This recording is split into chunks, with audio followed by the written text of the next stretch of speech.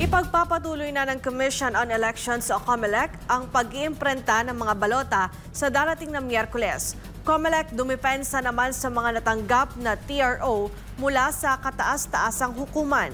Si Margaret Gonzalez magbabalita. Muling gumawa ang Commission on Elections o COMELEC ng trusted build para sa kanilang bagong election management system. Kasama sa mga nabago sa sistema ng komisyon ay ang pagkakaroon ng ad feature kung saan maaari nang idagdag ang mga pangalan ng mga aspiranteng diniskwalipikan ng komisyon sa pagtakbo sa halalan pero pinaburan naman ng Korte Suprema sa pamamagitan ng pagpapalabas ng Temporary Restraining Order o TRO. Matatandaan ang senatorial aspirant na si Zubair Mustafa at 4 na local aspirants ang unang nakakuha ng TRO na sinundan pa ng 3 local aspirants noong nakaraang linggo. Ngayong araw ng Lunes, nagpalabas rin ng TRO ang Korte Suprema laban sa kanselasyon ng kandidatura ni dating Mandaue City, Cebu Mayor Jonas Cortez. Sa ngayon, 9 na aspirante ang kailangang mailagay sa bagong balota, kasunod ng ibinabang TRO ng kataas-taasang hukuman. Ayon kay COMELEC Chairman Attorney George Garcia, pagkatapos ng trusted build ay ang pagpapalabas nila ng opisyal na ballot face templates. Sa Miyerkules naman ay magsisimula na ulit ang komisyon sa pag-iimprenta ng mga bagong balota kung saan ay gagamitin na ng poll body ang mga makinarya ng National Printing Office o NPO. Inform na rin natin ulit ang ating Korte Suprema kapag magre-resume tayo ng printing sa Miyerkules. Ngayong araw na ito, yung mga tauhan natin ay nasa National Printing Office. And for your information, for the first time, ay dineputize namin ang National Printing Office. We're going to release the resolution today, deputizing the National Printing Office in order to expedite everything.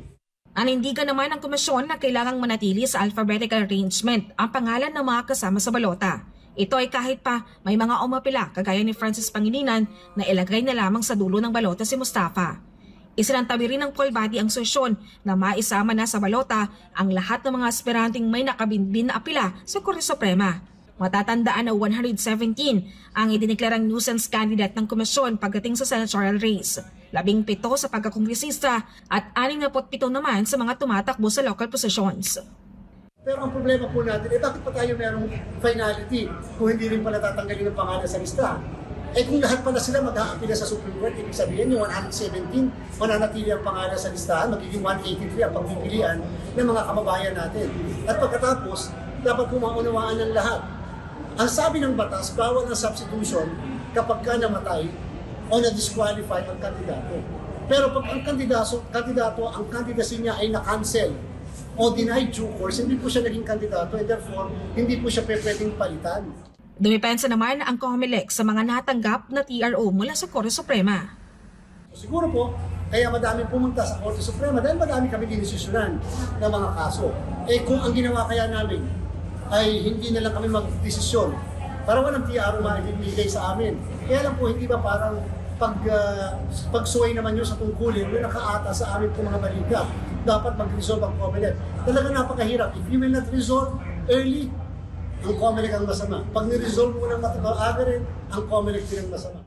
Pinag-iisinipan naman ng poll body ang pagpapaaga ng COC filing sa susunod na eleksyon para hindi na maulit ang aberya sa pag-iimprenta ng mga balota. Ayon sa COMELEC chief, tinitingnan nila na maisagawa sa buwan ng Hulyo ang filing para magkaroon sila ng sapat na panahon sa pagdidesisyon at paghihintay ng resolusyon mula sa Korte Suprema. So that kung July mag-file, madami ng panahon kami para i-resolve ang kaso at mas mahaba ng panahon din para makapunta sa Korte Suprema yung mga hindi papalari sa desisyon sa amin. Diba ako nag-file ng candidacy October 1 to 8, ni-resolve namin ang lahat ng bago matapos ang Disyembre o bago matapos ang Nobyembre. Ganun po kabilis ang ginawa natin without sacrificing the quality of the decision. So ibig sabihin, kung July yan, kaya po namin ng July, August, by September, may mga decisions po kami hanggang sa NBank level. At least, meron silang September, October, November, December para makapunta sa Korte Suprema. Para sa Diyos at Pilipinas Kumahal, Margaret Gonzalez, Nasa News.